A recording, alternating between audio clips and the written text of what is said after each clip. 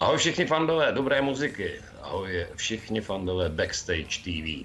Taky dneska startuje další díl Backstage Homeoffice.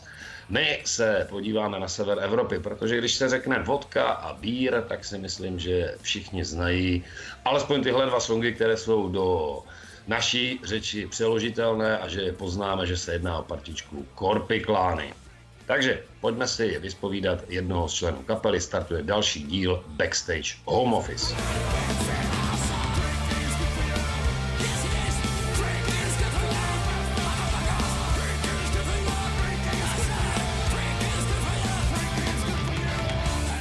Máme začátek roku 2021. Co se aktuálně u KORPIKLAANI chystá? Připomeň trochu. Deska Jylhä. Well, on these times, it's quite difficult to speak about anything that we prepare or plan to do. Yeah. Personally, I've gotten so fed up with plans that I haven't been marking them to my calendar anymore because they'll get postponed anyway. Mm-hmm. So we were meant to have some record release show and some other shows here in Finland. And felt that, we haven't been that severely hit by the COVID here, so felt as a safe idea, and now all those shows have been postponed. So who knows? Plans are plans, and reality is something else. But having said that, Jylhä album is coming out on February 5th as planned. Mm-hmm. And as we've had to take a break from touring, we were able to do 5 music videos to come out with this album. So that has been keeping us busy. Mm-hmm. Díky moc. Jak vlastně vzniká nová deska? Jsou někteří z vás zásadní skladatelé, nebo je to skupinová práce celé kapely? A nejenom u téhle nové desky, i celkově. Well, there is not so much difference in the way we did this. We had the same producer, Janne Saksa, who produced Kulki album, mm-hmm. And this time we were in Janne's studio in Hämeenlinna, and the recordings were done already on May. And this is quite common with Nuclear Blast that they prepare the release of an album quite slowly in respect that from the time that we give them the masters, it usually takes a half a year of the album to be out. Mm-hmm. Already without the COVID, this was the case. So in that respect, the COVID didn't affect the album. Yes. Almost at all.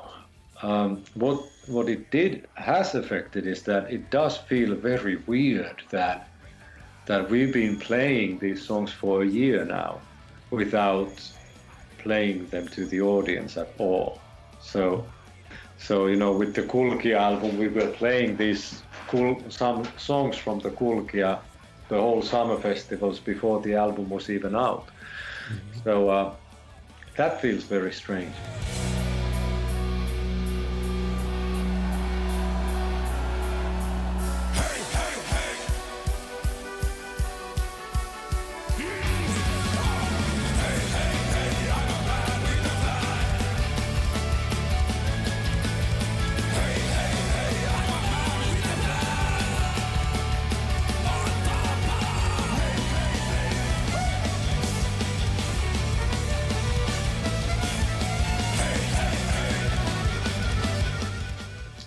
As for the composing,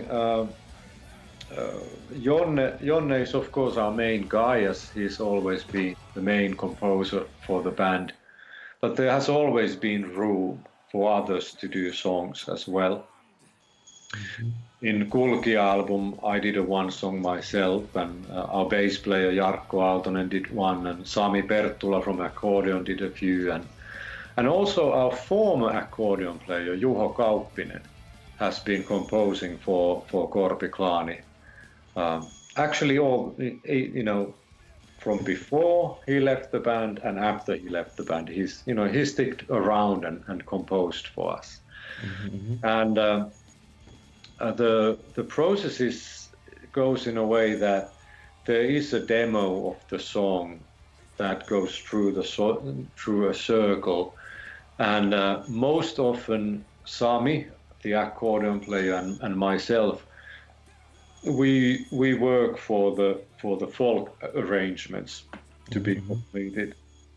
With the Kulki album, there wasn't much of arranging to be done for the violin. They were pretty straightforward already on the demo sessions, and I also felt that it's good not to play that much, that, you know, it's good to be clear that, you know, here Jonne sings, here I play, you know, and not to mix them so much.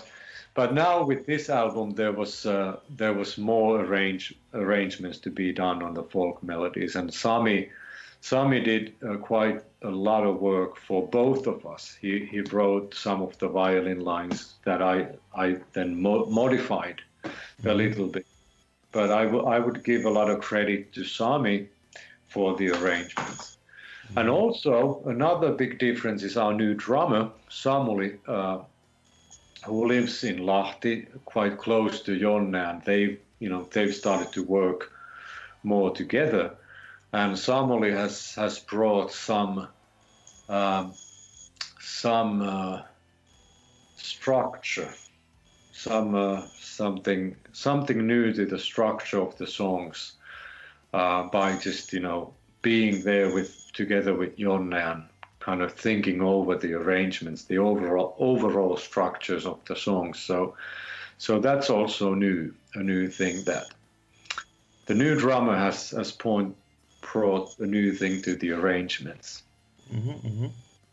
Budeme pokračovat v tom, jak vzniká u vás hudební materiál. Je první kytarový riff, nebo je to jiný nástroj, nebo jako první vznikne zpěv?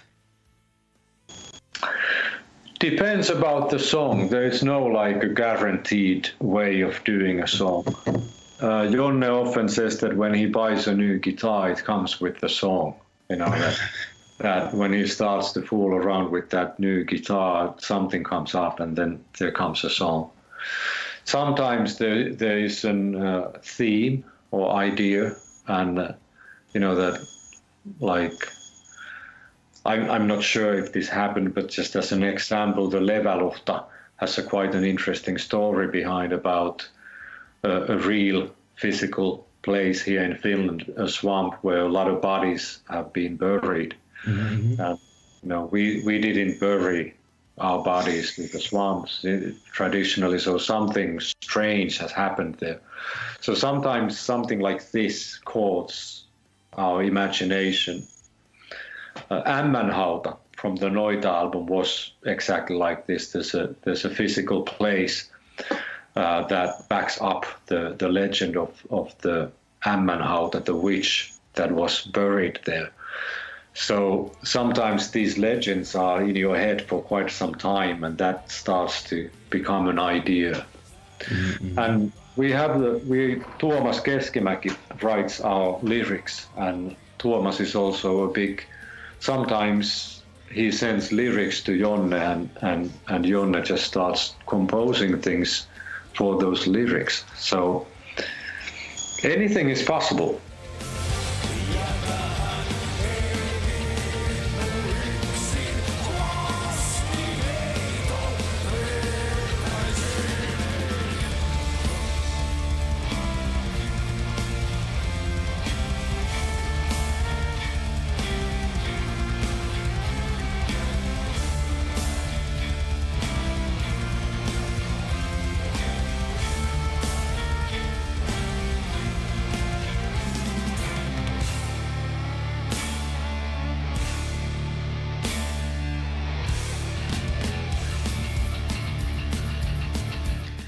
Pojďme k nové desce.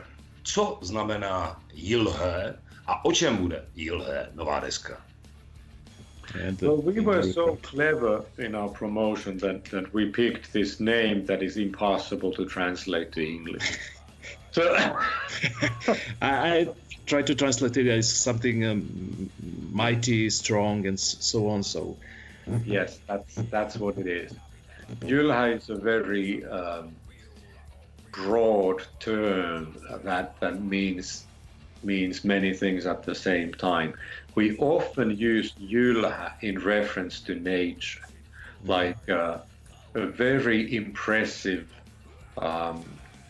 rock in nature, not really a mountain that you look from far, but something, or even a mountain can be Jylhä if it's very rugged, if it's like, if it's really beaten up mountain, if it's like very smooth and silent, we wouldn't say that it's Jylhä.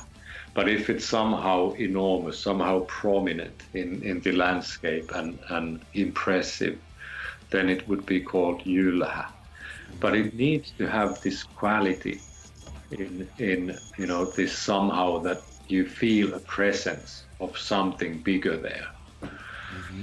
To have this feeling of Jylhä and something majestic, something bigger than the normal life. Je nové album koncepční a dělají KORPIKLAANI takové věci vůbec, tedy konceptuální alba? No, it's not a concept album. Several songs deal with murder stories, but it's not really, it doesn't make an album a concept album if there are a couple of songs that has the same theme. KORPIKLAANI jsou kapelou, která sahá na finskou mytologii. Platí to i pro vaši novou desku? Yeah, it is. Maybe not so strongly as with some of our albums. I think now we are more focused on stories that have a nationwide meaning, like the murders in the Budom Lake in 1980s. They shocked the whole country, and also this mysterious Leväluhta and so on. So this side of the storytelling is maybe now more in front of the lyrics than the mythology. Máš nějakou představu, kolik musíš materiálu nastudovat, aby si byl spokojen, nebo v případě, když máš nějaký hudební nápad? Well, I must say that our lyrics are in a very high level of poetry. So the end result is not easy even for native speakers to understand as a first attempt. And also there are many sentences that you can interpret in many different ways. So which is of course a sign of a good poetry, that it isn't self-evident. So but there is Tuomas Keskimäki who is behind the lyrics. He is also an expert of the Kalevala rune singing style, and its poetic style and its history and content. We are a lucky country in that way that Finland has the largest collection of folk poetry in the whole world. And most of it is also published. We have 32 volumes of folk poetry that includes 82,000 poems. And that's just one publication of 32 books. So the archive of these poems is really unique, the biggest in the whole world.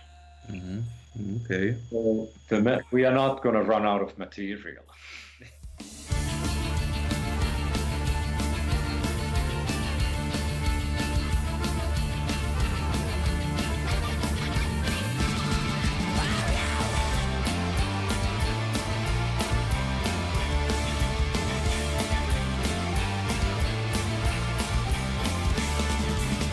Tak, Rokezy, Povídání je připraveno pořád ještě dost, ale našeho hosta v tuhle chvíli stopneme.